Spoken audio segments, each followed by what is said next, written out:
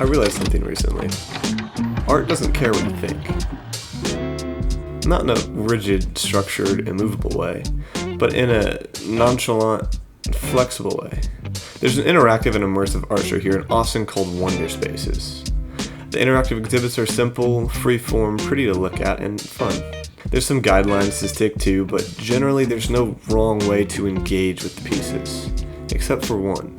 It's a huge wall made up of pieces of colored tape put down by the guests. It's titled Rules. There's a plaque on the wall that details these rules. 1. Add only straight lines. 2. Do not cross any other lines. And 3. Do not create any recognizable characters, shapes, or figures.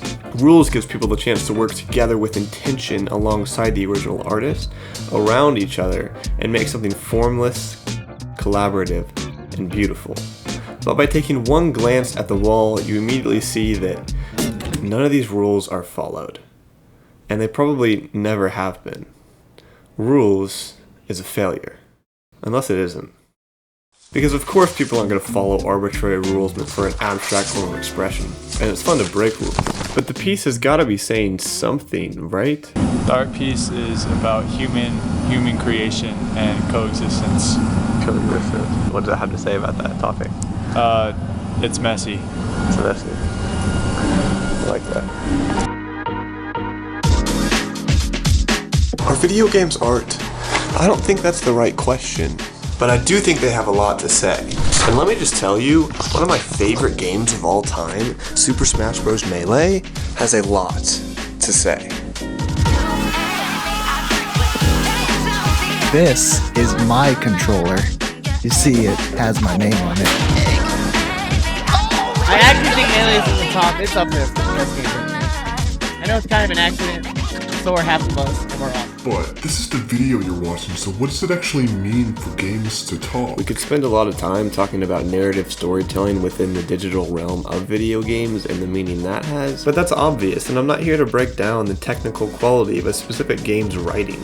Games speak to you when they provided enough of an understanding of a tool for a unique interpretation of that tool to present itself, whether intentionally or unintentionally. Jump up here and then dash up that. It's that moment where you go, I wonder if I can, and it works. What the did I just do? In layman's terms, you figured something out. A long time ago, Melee's community figured out a technique called wave dashing. By jumping and immediately air dodging directionally back into the ground to the left or right, you slide. You're pretty much instantly actionable and you have access to it at virtually all times. As you can imagine, this defines the way the game is played. There's no reason not to abuse it. It immediately adds mind games and nuance to the way that you move around and try to find hits. This is one of the many found movement options featured in Melee, the majority of which are some kind of an exploit of its engine. These tools hidden in Melee systems have evolved the game into a place where there's an incredible amount of space for players to express themselves in their play, and it's what made the game so foundational. It'd be really easy to make the case that by the developer's original standards, this isn't how the game was meant to be played, and therefore it's wrong to play this way. What if I told you that there was a Melee player who never once used wave dashing or L canceling in their life?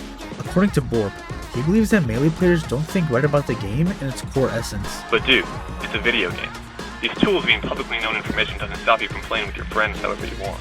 The way I see it, developer intention becomes arbitrary when you can do something cool instead. I'm not saying there's less or no value in experiencing something the way it was meant to be experienced, but there's a reason you can turn off the items in every entry in the Smash series. In Melee's case, having freeform tools available to its players has only added depth to what the team behind it set out to create, and that depth carved out an entirely unique audience that's kept the game alive for over 20 years. The unavoidable beauty of games like this is that the context of the experience the developers had in mind is ever present, but because of the way the systems were designed, there's this crazy amount of room to make individualistic decisions. Holy, I'm moving, dude. Anyone willing to invest in Melee can get something out of it. The uniquely personal way you go about doing that is what makes interactive experiences even worth your time in the first place. Melee is sick and it doesn't care what you think.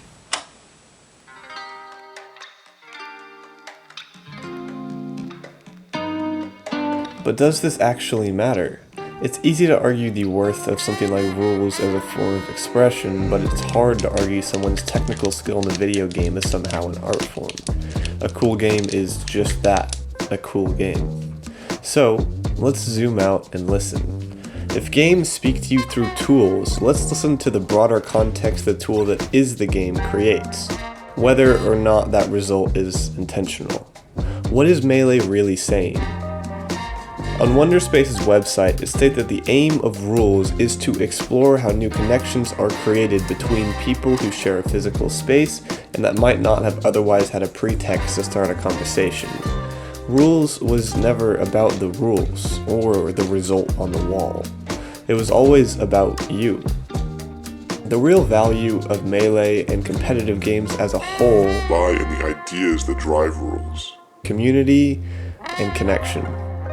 The depth that this game holds as an experience has gathered a deeply dedicated and passionate group of people, and the stories told through its lens have left one big resounding sentiment among its community. I feel like there's so much more Melee to be played. I love that. Melee is coming up on 23 years old, and the only reason it's lasted that long is because of what people have gotten out of it. It's a tool that's provided a context for human interaction that never would have existed otherwise. Melee is sick, and Rules is a success, but that's because at the end of the day, you're the point. Initial intention maybe stops mattering when you step back and begin to understand that, and questioning whether or not something is categorically art undermines its real value. Neither of these things care what you think, yet what you think about them, what you get out of them, is actually the whole point. They're flexible. I dream of a world where everybody can find their version of the Melee community. I feel like people are lonely today. I feel like this is the dopest place in the world.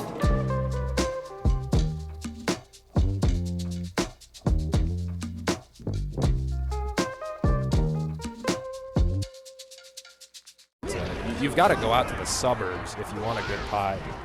You just go to any place, Dude, that you can't pronounce the name of in Italian and just go there. There's Rosati's, Gino's East, Charlie Fox, Taylor Street, Pizza Cucino's, Italian Dreams. Exactly, Mikey. These are just far better than. So this is to anyone if you plan to ever come to Chicago.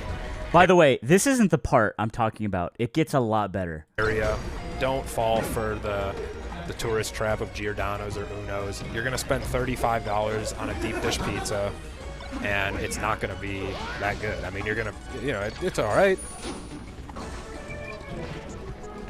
I mean, pizza's great, but we got some really good Melee in front of us. Can we? yeah, that's right. There was another person there the whole time.